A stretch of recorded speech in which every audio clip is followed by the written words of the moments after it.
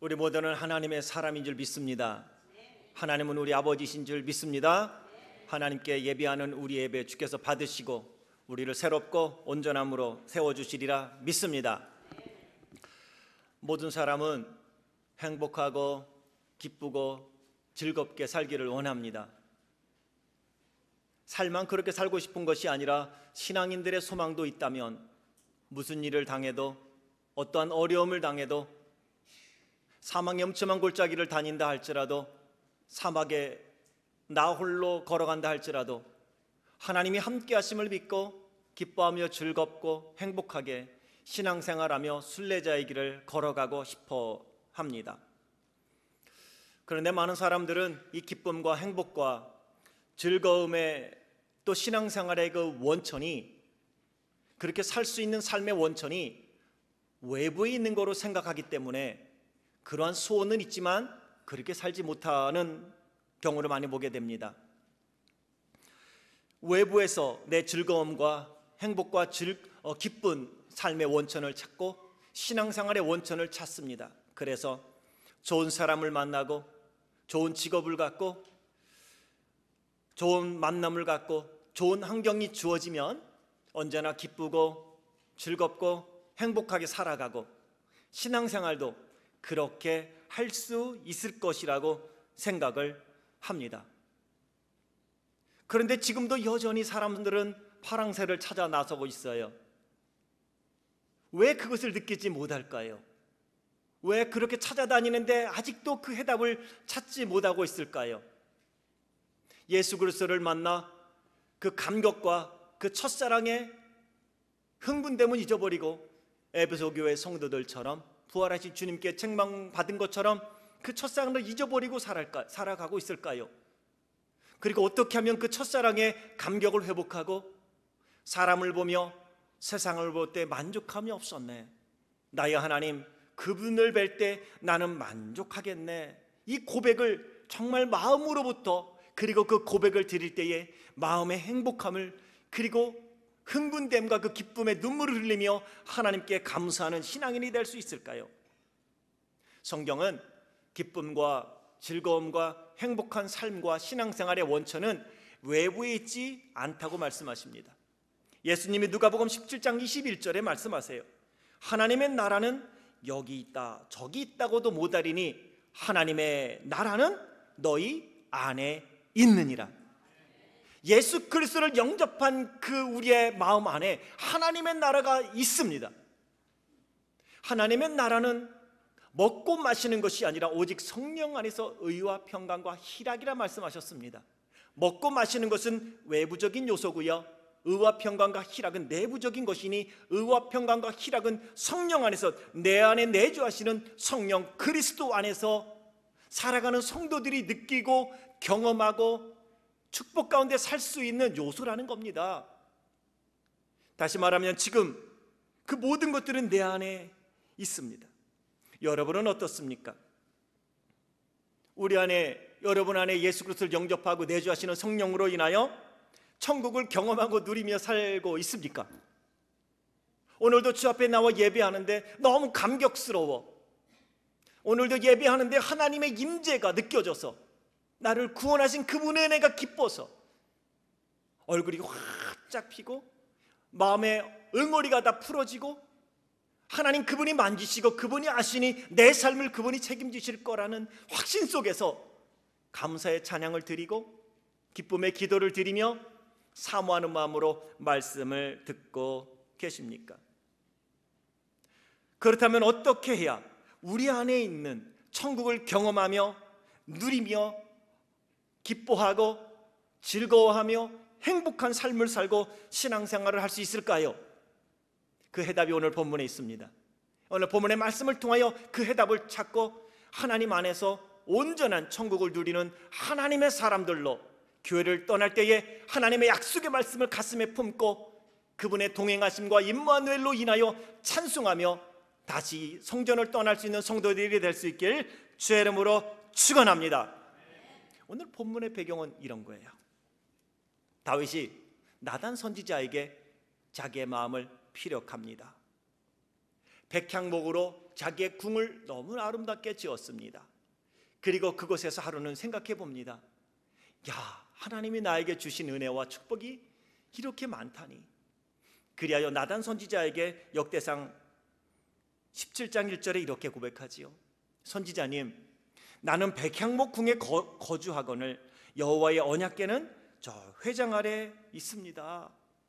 다시 말하면 회장에 덮여 있는 언약궤, 하나님의 임재의 상징인 언약궤를 모실 수 있는 성전을 짓고 싶다는 거예요. 나단 선지자는 듣던 중 너무 반가운 거예요. 그렇게 헌신하겠다는데 싫어할 사람이 누가 있고요? 싫어할 선지자가 어디 있겠어요? 왕이 마음에 생각한 대로 하세요. 어쩌면 그렇게 예쁜 생각을 하셨어요. 그런데 그날 밤 하나님이 나단 선지자를 찾아가서 말씀하는 거예요. 얘야, 가서 내 종 다윗에게 말하기를, 내가 말하는데 너는 내가 거할 집을 건축하지 말라. 그런데 감동 먹은 하나님이 나단 선지자에게 한 말씀 더 하시죠. 이스라엘 무리와 더불어 가는 모든 곳에서 내가 내 백성을 먹이라고 명령한 이스라엘 어느 사사에게 내가 말하기를, 너희가 어찌하여 내 백향목 집을 건축하지 아니하였느냐고 말하였더냐. 그런데 내가 네 마음을 받았다고, 참 고맙다고 전하거라. 그 다음 하나님은 왜 다윗이 그토록 소원하고 헌신하겠다는데 그 집을 건축하지 말라고 했을까요? 역대상 22장에 보면 다윗 왕이 아들 솔로몬에게 자기의 노년에 이제 죽음을 얼마 앞두고 성전 건축에 대해 부탁을 하면서 밝힙니다.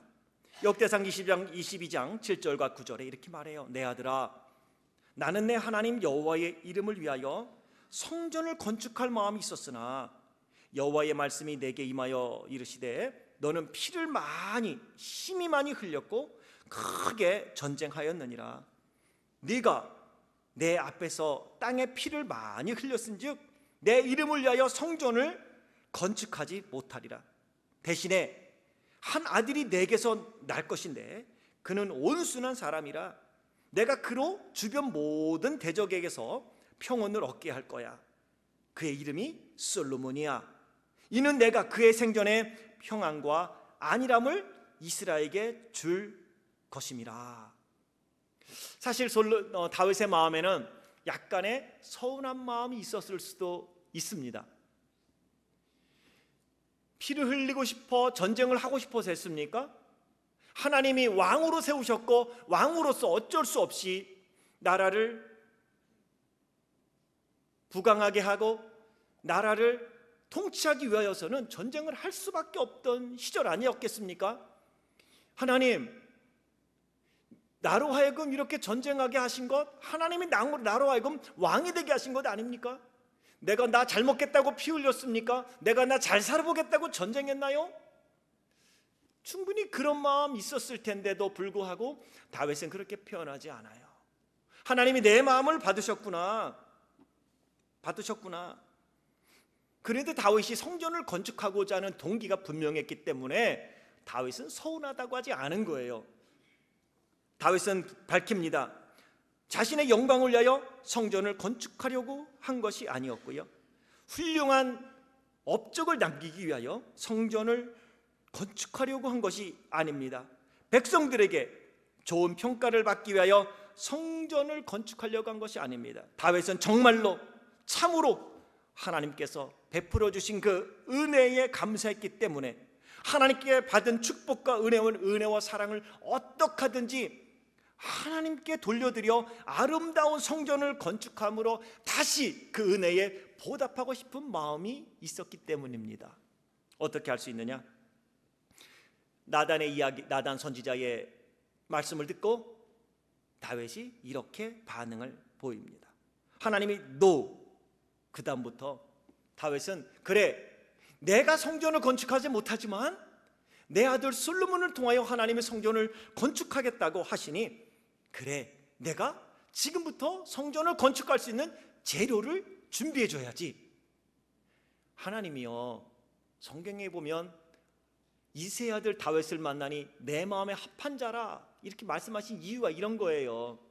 사실 다윗이 할 것 아니면 어떻게 하면 됩니까? 그래, 솔로몬을 통하여 성전을 건축한다고 했으니 하나님이 솔로몬이 건축할 수 있도록 돈을 대주겠지, 축복해 주시겠지. 그래, 나는 내 할 일 다 했어.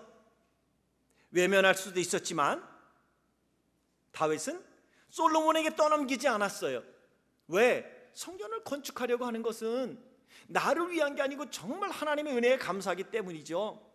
그래서 그때부터 다윗은 힘을 다하여 정부에서 할 수 있는 한 좋은 것들을 다 모읍니다. 좋은 돌을 모으고 목과 철을 준비하고 무게를 달 수 없을 만큼의 많은 놋을 준비하고요, 북쪽의 두로와 시돈으로부터 백향목을 운수해 옵니다.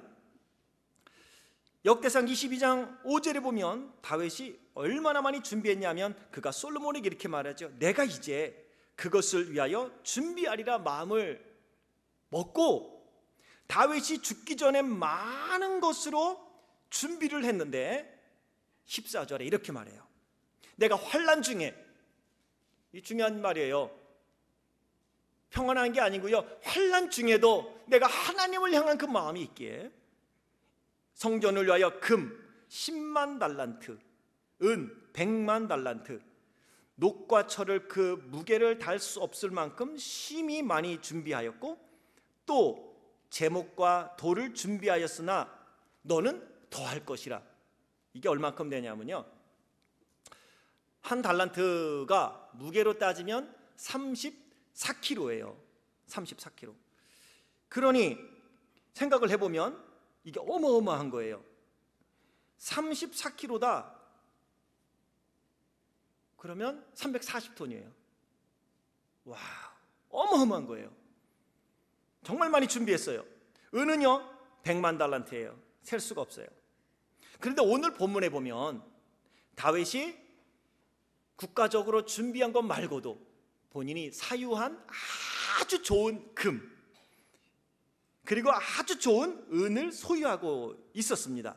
오늘 본문 3절부터 5절에 보면 다윗은 오빌의 금이라고 말해요. 오빌이라는 것은 정확하게 무엇인지는 성경학자들도 모르지만 오빌이라는 곳에서 나는 금인데, 그것은 금 중에서도 최상급의 금이에요. 자기가 갖고 있던 것만 3천 달란트를 드립니다.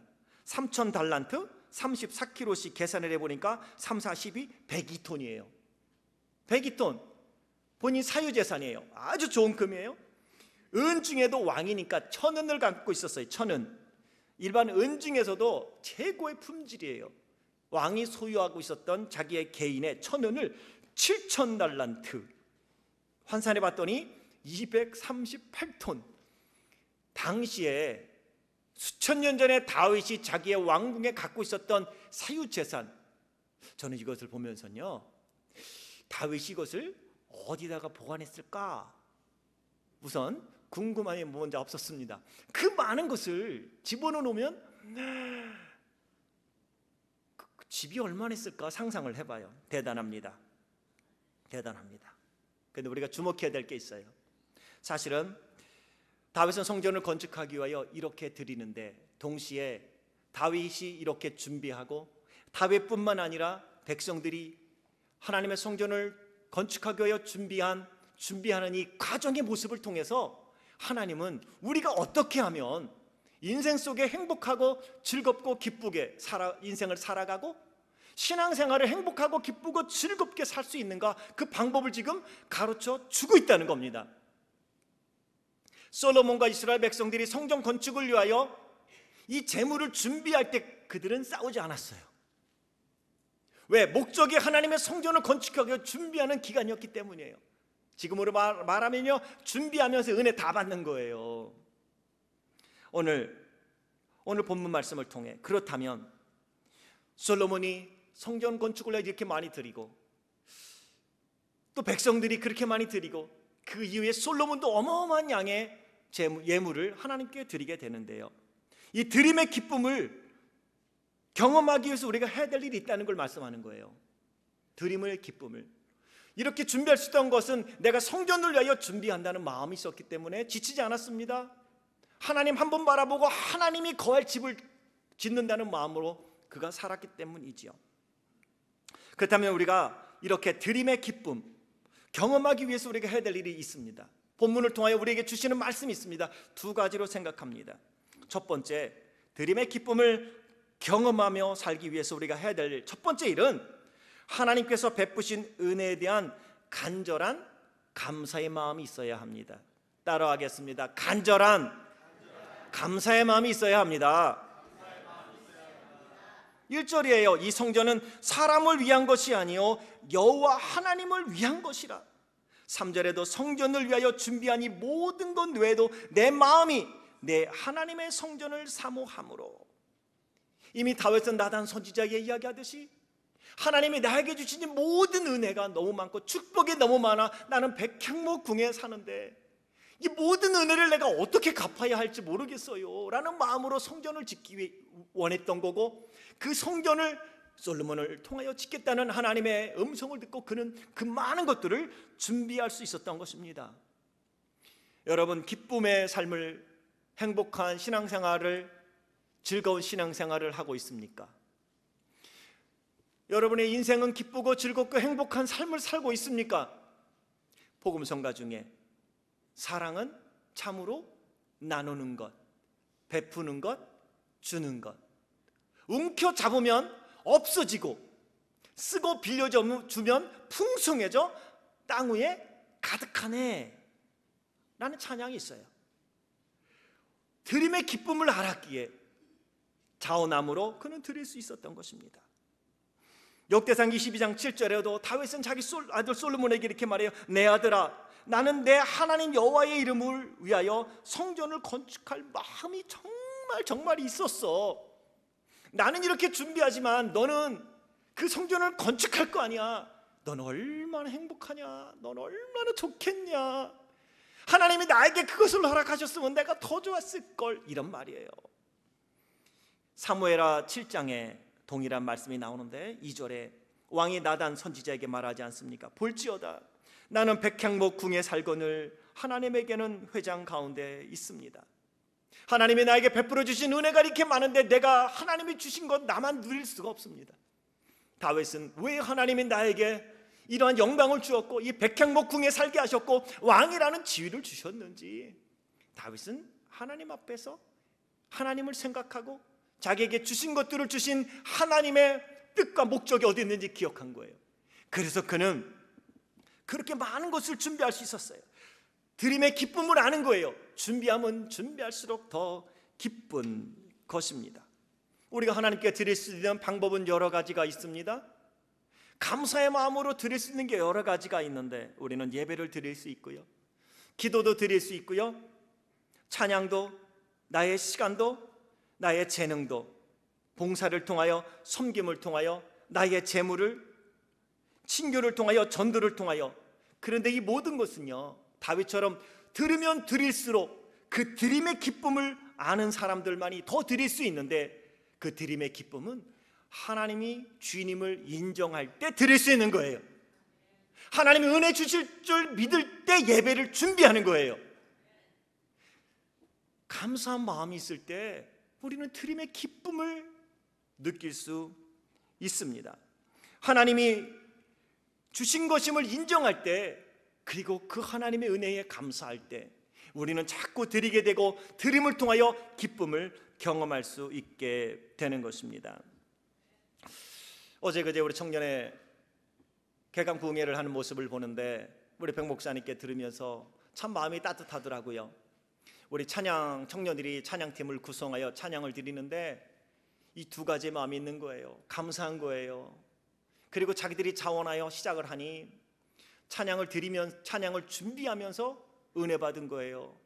그래서 우리 교회 거기 그 게시판에 있는 주일 오전 헌금송 기록도 안 해놓고 갑자기 감동을 받아서 오늘 내일 목사님 그 헌금송을 우리가 하면 안 될까요? 막 청년들이 얼굴이 붉어들음에 저 갖고 은혜 받아서 주의 은혜에 무엇으로 감사할꼬 찬양이라도 드려야겠어요. 우리가 할 수 있는 최상이에요 하는데요, 지치지 않아요. 제가 어디 늦게 갔거든요. 아침에 오니까 벌써 앞에 탁 모여갖고 찬양 연습하는 모습을 보며 하나님이 얼마나 행복하셨을까.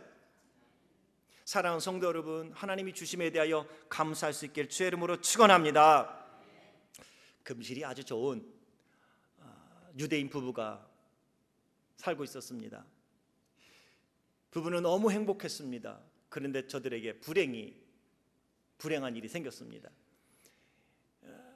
유대인의 법에 의하면 결혼하고 10년 동안 아이를 갖지 못하면 이혼할 수 있게 된대요. 근데 10년 동안 아이를 갖지 못한 거예요. 가족들이 아우성입니다. 이혼하라고.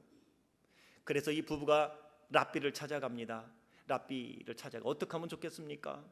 우리는 둘이 너무 사랑하고 좋은데 가족이 자꾸 이혼을 종용하니 어떻게 하면 좋겠습니까? 랍비가 고민하다가 저들에게 해결책을 하나 제시를 했습니다. 그리고 두 사람은 집으로 돌아가 랍비가 가르쳐준 대로 실행을 합니다. 양쪽 양가 모든 식구들을 초대하여 만찬을 벌이게 됩니다.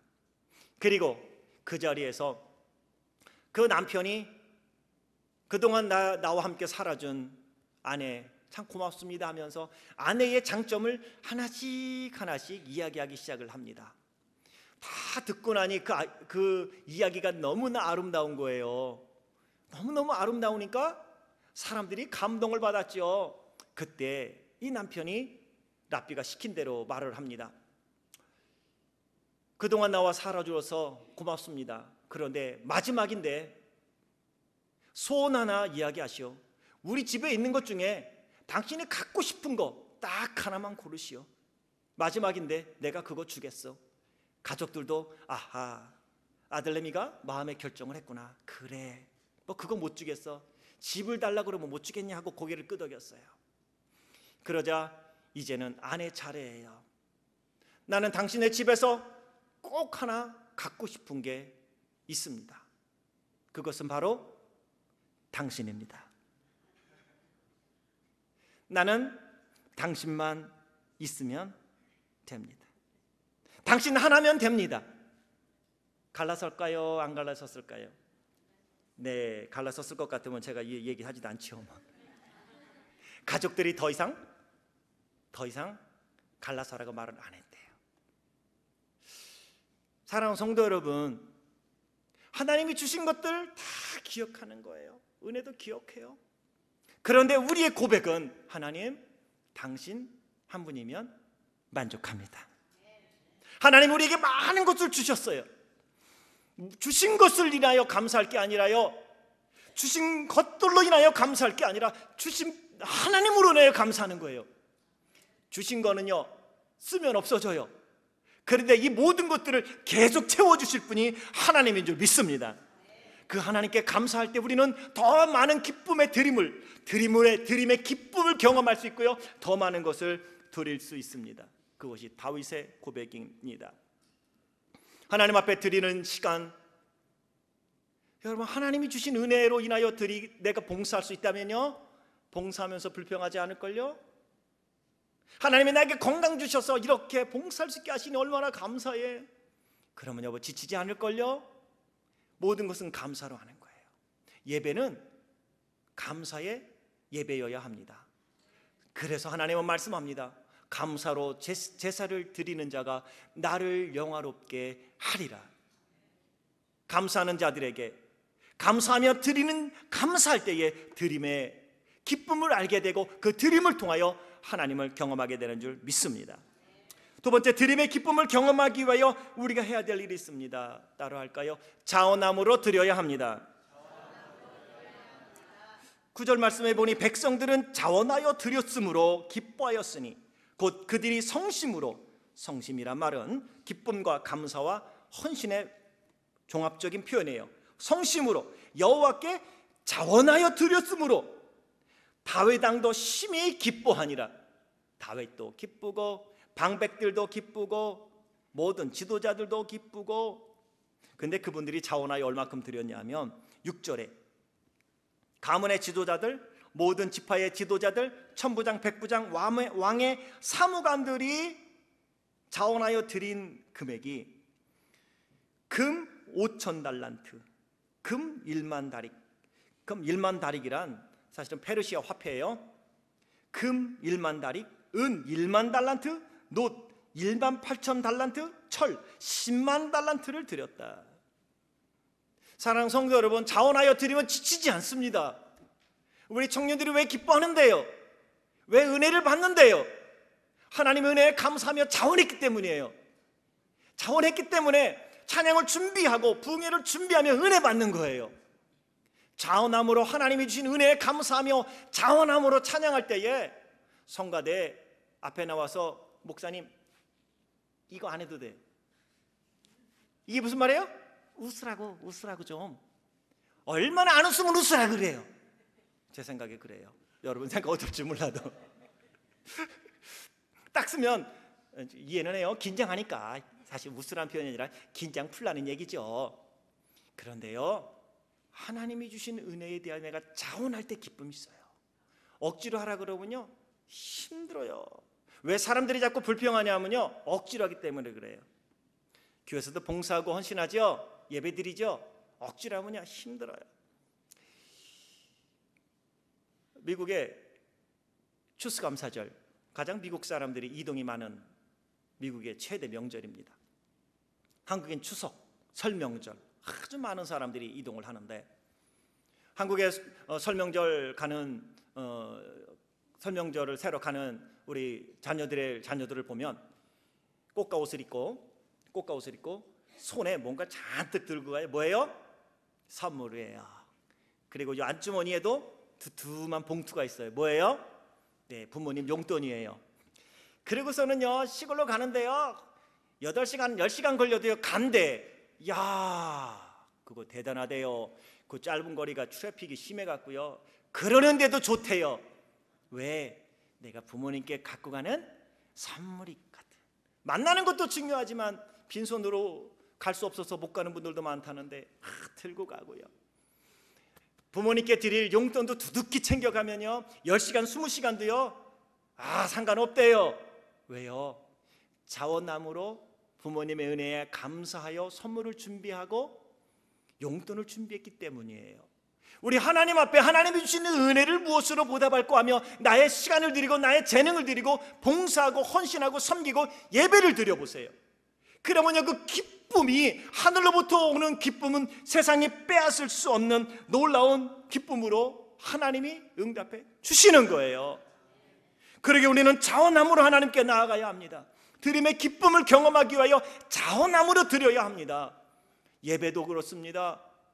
찬양도 그렇습니다. 헌신이나 봉사도 섬김도 선교도 전도도 하나님이 주신 은혜에 감사 마음을 품고 자원함으로 드릴 때에 오늘 다윗 왕이 기뻐했고요. 온 방백들이 자원함으로 드렸으니 너무 기뻤다는 거예요. 저는 이 기쁨의 드림의 기쁨을 구역 예배 드리는 우리 식구들 가정 가면 종종 발견해요. 집에서는 아주 교회에서는 아주 얌전하시고 조용하신 것 같은데 집에 오픈하여 구역 예배 드리는 걸 보면요 얼마나 활발한지 알 수 없어요. 그리고 얼마나 기뻐하는지 알 수 없어요. 교회에서는 물도 떠다 먹지 않으려고 하는 분이 같이 생겼는데 집에 가면요 커피 타고요 물 날라주고요 반찬 날라주고 뭐 더 드릴 거 없어요. 빈 그릇 나르고. 왜? 내 식구들이 내 집에 와 구역 예배 드리는데 내가 섬기니까, 자원함으로 내가 드리니까 기쁨이 오는 거예요. 그리고 그 다음 주에 교회 올 때는요 룰루랄라예요. 우리가 자원함으로 드릴 때 그 기쁨이 하나님이 주시는 거고요. 그 기쁨이 외부에 있는 것이 아니라 내부에 있다는 건 뭐냐 하면요 인생이 즐겁지 않으세요? 행복하지 않으세요? 좀 나누세요. 음식 만들어서 막 갖다 줘보세요. 저도 얼마 전에 대출을 얻었어요. 대출을 주셨어요. 나면요 따갖고 좀 나눠주세요. 좀 선물도 좀 갖다 줘보세요. 주는 사람이 복되고요 줄 때 기쁨이 와요. 자꾸 받으려고 생각하니까 남들이 나를 미워한다고 그러고요 남들이 나한테 관심 없다고 그러는 거예요. 내가 먼저 갖다 줘보세요. 그러면요 그 드림의 기쁨이, 내가 다른 사람을 섬김의 기쁨을 내가 느낄 수가 있다고요. 경험할 수 있다고요. 동시에 신앙생활도 마찬가지예요. 예수님이 마태복음 6장 21절에 말씀하세요. 내 보물이 있는 그곳에는 내 마음도 있느니라. 성교회의 활동이 기쁘고 행복하고 즐겁기를 원합니까? 방법 쉽습니다. 회비 내세요. 두 번째 행사할 때 도네이션 하세요. 그냥 기뻐요. 근데 뭔가 움켜잡으려고 하고 나에게 안 해주는 거 하니까 기쁨이 없는 거예요. 신앙생활 교회 보고 합니까? 맞아요. 하나님 보고 합니까? 네, 그것도 맞아요. 어떻게 기쁨으로 드릴 수 있습니까? 두렙돈을 드린 여인처럼 감사한 마음으로, 자원함으로 내가 할 수 있는 것 드리는 거예요. 그러면 기뻐요. 저는요, 성도님들의 모습을 볼 때 그런 분들을 봐요. 자원함으로 준비하여 예물을 드리고, 자원하여 준비하여 봉사를 하고, 자원하여 준비하여 섬기는 분들을 보면요, 교회 오면요, 제가 혹시 웃으라고 얘기 안 해도 돼요. 딱 보면 알아요. 얼굴이 확 펴요. 그렇지 않은 분들은요, 아무리 웃으라고 그래도요, 웃는 척은 하지만 기쁨이 없어요. 스스로가 알지 않습니까? 그러기에 그 기쁨은 외부에 있는 게 아니라 어디 있다고요? 내 안에 천국, 그 그리스도로 인하여 내가 섬기고 봉사할 때에 나에게 그 기쁨이 내 안에서부터 밖으로 나오는 것입니다. 그러기에 드림의 기쁨을 여러분 경험할 수 있게 주의 이름으로 축원합니다. 예수님은 요한복음 10장 17절에 이렇게 말씀하세요. 내가 내 목숨을 버리는 것은 그것을 내가 다시 얻기 위함이니 이로 말미암아 아버지께서 나를 사랑하시느니라. 이를 내게서 빼앗는 자가 있는 것이 아니라 내가 스스로 버리노라. 나는 버릴 권세도 있고 다시 얻을 권세도 있도다. 오늘 예수님은요, 저나 여러분 우리를 구원하기 위하여 십자가를 지실 때 자원함으로 십자가를 지셨대요. 나는 스스로 죽노라. 누가 죽으래서 죽는 게 아니에요. 누가 죽으래서 죽는다면 십자가에 올라가는 길이 얼마나 어려웠겠어요. 겟세마네 동산에서 베드로가 칼로 대제사장의 종 말고의 길을 탁 벼었을 때 그랬을걸요. 야, 이 양이면 저쪽 귀도 잘라내라. 왜? 억지로 십자가를 져야 한다면 얼마나 어렵겠어요. 억지로 십자가를 졌다면 십자가 위에서 아버지여 저들의 죄를 용서해 주옵소서 할 수 없는 거예요. 그런데 예수님은 저나 여러분 우리를 구원하기 위하여 자원함으로 희생제물이 되셨고 십자가를 지셨단 말이에요. 그래서 우리가 예수님의 자원함으로 자기를 들이심으로 인하여 우리를 구원하셨으니 이제 예수님을 따라가는 저나 여러분 우리가 자원함으로 나를 구원하신 하나님의 은혜에 어떻게 하면 보답할까 하며 내가 할 수 있는 나의 시간을, 재능을 봉사를 통하여, 헌신을 통하여, 섬김을 통하여 하나님께 드리는 겁니다. 이웃에게 나누는 겁니다. 그럴 때 드림의 기쁨이 부활의 영광 가운데 하나님이 우리에게 충만하게 채워주시리라 믿습니다. 요한복음 12장에 나드향을 예수님의 머리에 부은 한 여인에 대한 이야기가 나옵니다. 제자들과 가론유다는 팔면 300데나리온인데 그것을 왜 허비하느냐고 꾸중합니다. 하지만 예수님은 가만두어라 하며 그 여인을 칭찬하시고 복음이 증거되는 곳마다 저 여인의 행위도 기념하라 라고 말씀을 하십니다. 그 여인 마리아는 몰랐을까요? 향유컵이 얼마나 귀한 거를? 팔면 300데나리온 된다는 걸 몰랐을까요? 알았습니다. 그런데 그가 향유컵을 예수님께 부을 수 있었던 것은 예수님을 사랑했기 때문이에요. 예수님께 받은 바 은혜를 알았기 때문이에요. 그러니 300데나리온이 아깝지 않아요. 누구를 위하여 향유컵을 깨뜨린 거 아니에요. 나를 위하여 깨뜨렸다고요? 아니요. 마리아가 자기 자신을 위하여 향유컵을 깨뜨린 게 아니라 예수님을 위하여 향유컵을 깨뜨린 거예요. 오늘 우리의 삶이 그래요. 그랬을 때 얼마나 마리아가 기뻤겠어요. 기쁘고 기쁘니 그것도 아낌없는 것입니다. 하나님이 저나 여러분 우리를 얼마나 사랑하시는지 그 은혜를 안다면 오늘도 우리가 자원함으로 내가 하나님 앞에 올릴 수 있기를 원해요. 그 천국은 저나 여러분 우리 안에 있어요. 외부의 요소로 기쁘고 행복하고 즐거움을 찾으러 가지 마세요. 다윗은 그랬습니다. 온 백성들은 그랬습니다. 그 기쁨이 외부에서 오는 것이 아니라 내 안에 계신 천국, 그 예수 그리스도의 영 성령께서 함께 하시기에 그분이 원하는 바를 내가 순종하여 기쁨으로 드리니, 자원함으로 드리니 그 기쁨이 나에게 충만하게 차는 것입니다. 우리 모든 성도님들이 드림의 기쁨을 회복할 수 있길 주의 이름으로 축원합니다. 드림의 기쁨을 경험할 수 있길 주의 이름으로 축원합니다. 그래서 하나님이 주시는 더욱더 멋지고 행복한 신앙생활, 예수 그리스도의 이름으로 하루하루 살아가는 그 삶이 날마다 찬송이 있고 천국이 임하는 삶을 살길 주의 이름으로 축원합니다. 예배 올 때마다 두 손에다가 선물 보따리 들고 용돈 챙겨 시골에 10시간 20시간 걸려도 기쁨으로 달려가는 자녀들처럼 하나님이 주신 나에게 주신 그 은혜를, 사랑을 기억하며 하나님, 내가 주 앞에 드릴 수 있는 최상의 것 예배에 올립니다.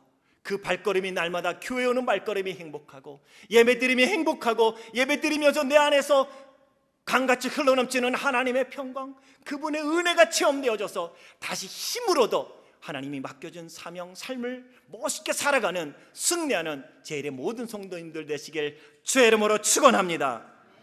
기도하겠습니다.